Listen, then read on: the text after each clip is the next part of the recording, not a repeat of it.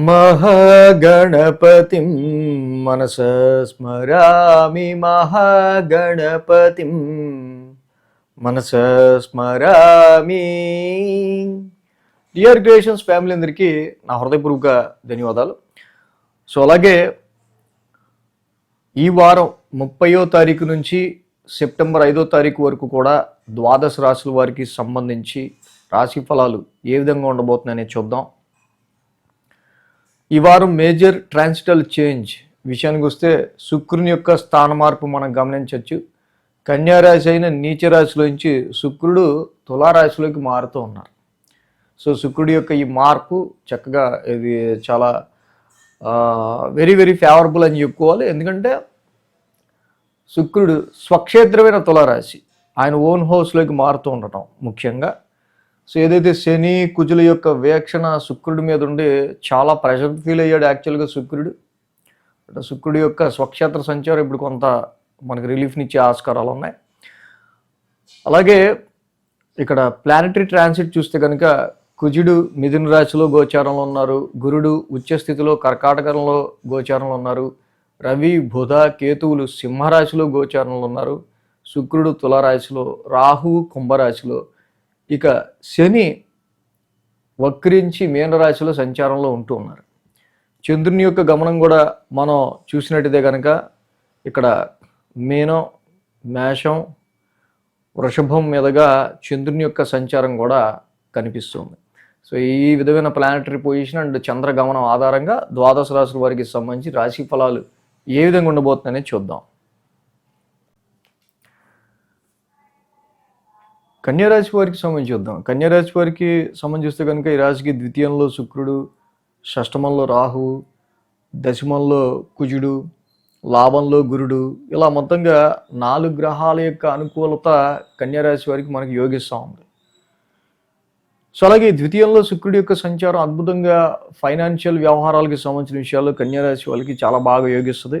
ఎందుకంటే ఈ రాశికి ద్వితీయ స్థానంలో శుక్రుడి యొక్క సంచారం, Venus is a very pleasant planet. After a long run 1 year తర్వాత ఆయన యొక్క స్వక్షేత్రంలోకి రావటం ఫ్యామిలీ ఎన్విరాన్మెంట్కి సంబంధించిన విషయాల్లో కొంత ప్లెజెంట్నెస్ని, ఫైనాన్షియల్ ఫ్లోలో కొంత లిక్విడ్ మనీకి సంబంధించిన విషయాల్లో కొంచెం డబ్బుకి ఏమాత్రం ఇబ్బంది లేకుండా liquidity of money, liquid flow of మనీకి సంబంధించిన విషయాల్లోనూ చక్కగా శుక్రుడు ఇక్కడ మంచి పాజిటివ్ క్రియేట్ చేస్తున్నాడు. షష్టమంలో రాహు చాలా కాలంగా యోగిస్తున్నారు. Defeating all your enemies, all your problems, ఒక్కొక్క దాన్ని మీరు నెట్టుకుంటూ ఓవర్కమ్ అవుతూ ముందుకు రావడానికి. కుజుడు డైరెక్షనల్ స్ట్రెంత్ ఉంటుంది కానీ దశమస్థానంలో, బట్ జాబ్ రీత్యా అన్నీ కూడా ప్రతిదీ కూడా ఆర్గ్యుమెంట్గా ముందుకెళ్తూ ఉంటుంది. సో మచ్ ఆఫ్ ఆర్గ్యుమెంట్స్ని, కొంత ఫ్రస్ట్రేషన్ని ఫేస్ చేసుకుంటూ ప్రొఫెషనల్ లైఫ్లో ముందుకెళ్లాల్సి వచ్చే ఆస్కారాలు ఉన్నాయి.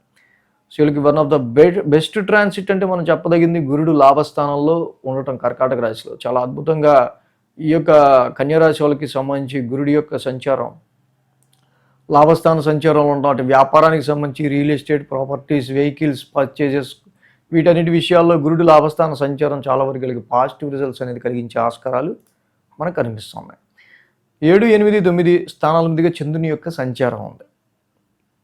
సో ఆది సోమవారాల్లో చంద్రుడు జనరల్గా యోగిస్తాడు, సప్తమ స్థానంలో ఉంటాడు. But Saturn is retrograde in your transit. గోచారంలో శని ఇక్కడ ఎప్పుడైతే ఇక్కడ మీకు వక్రస్థితిలో ఉన్నారు. సో చాలా వరకు కూడా వ్యాపార పరంగా పెట్టిన పెట్టుబడుల విషయాల రీత్యా కావచ్చు, మ్యారిటల్ లైఫ్లో లవ్ అండ్ ఎఫెక్షన్కి సంబంధించిన విషయాల్లో కావచ్చు, సంతానపరంగా భార్యాభర్తల మధ్య కావచ్చు, మీ క్లోజ్ రిలేషన్స్లో కొన్నిసార్లు చిన్న గ్యాప్స్ అనేవి వచ్చే ఆస్కారాలు, వ్యాపార పరంగా కూడా కొంత ఇక్కడ స్లో డౌన్ అనేది ఈ రాశి వాళ్ళకి ఆది సోమవారాల్లో ఇలాంటి ఫీలింగ్స్ ఎక్కువ కనిపిస్తూ ఉంటాయి. ఎందుకంటే రాశిలో శని ఎప్పుడైతే రిట్రోగ్రేషన్లో ఉంటాడో ఆయన డైరెక్ట్ ఆస్పెక్ట్ మళ్ళీ సప్తమ స్థానంలో ఉన్న శని రిట్రోగ్రేషన్లో ఉండటం వల్ల డైరెక్ట్ ఆస్పెక్ట్ రాశి మీదే ఉంటుంది. సో రకమైన కాన్ఫిడెన్స్ లెవెల్స్లో రిస్ట్రిక్షన్ ఏర్పడిపోద్ది.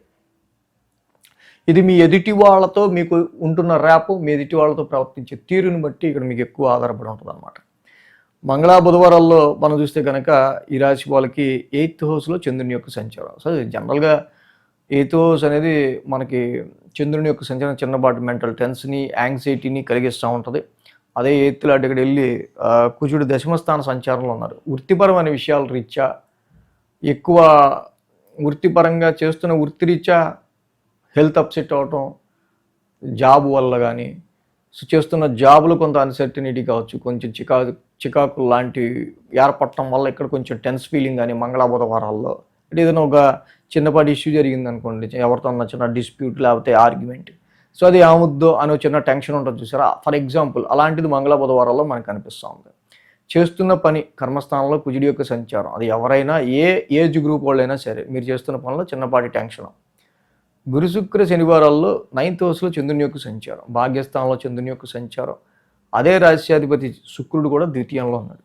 సో ఓకే, కొన్నిసార్లు చాలా వరకు కూడా స్పిరిచువాలిటీకి సంబంధించిన విషయాల్లో కావచ్చు, లాంగ్ జర్నీస్కి సంబంధించి కావచ్చు. సో ఇక్కడ ఈ 2 రోజులు కూడా మెయిన్గా 9th హౌస్లో చంద్రుని యొక్క సంచారం వల్ల కొంచెం హెక్టిక్ స్ట్రెస్ ఉన్నప్పటికీ నేను ఇందాక చెప్పినట్టు ఫైనాన్షియల్గా ఫ్యామిలీ పరంగా అంతా కొంచెం ప్లెజెంట్నెస్నే ఉండే ఆస్కారాలు మనకు కనిపిస్తూ ఉన్నాయి. సో ఈ రాశికి మెయిన్గా ఉన్న ప్రాబ్లం ఏంటంటే రవి బుధ కేతువులు ముగ్గురు 1000 స్థానాల్లో ఉన్నారు. సో ఈ రవి బుధ కేతువుల యొక్క 1000 స్థాన సంచారం కొంచెం ఇంపాక్టివ్గా ఈ రాశి వాళ్ళకి కనిపిస్తుంది. ఖర్చులు అధికం అవటం కావచ్చు, నిద్ర లేకపోవటం కావచ్చు, ఒక రకమైన స్ట్రెయిన్ అండ్ స్ట్రెస్ కావచ్చు. సో అలాగే ఉద్యోగపరమైన విషయాల్లో కూడా కొంత హెక్టిక్ స్ట్రెయిన్ కావచ్చు. సో విష్ణు సహస్రనామం పారాయణం చదువుకోవటం, అలాగే తప్పకుండా కేతువుకి మంగళవారం పూట ఉలవలు 1 కేజీ పావు, ఒక రంగురంగుల వస్త్రం దానం ఇవ్వటం చాలా మంచిది. ఈ వీడియో కనుక మీకు నచ్చినట్లయితే లైక్ చేయండి, షేర్ చేయండి. మరిన్ని అప్డేట్స్ కోసం సబ్స్క్రైబ్ చేయడం మాత్రం మర్చిపోకండి.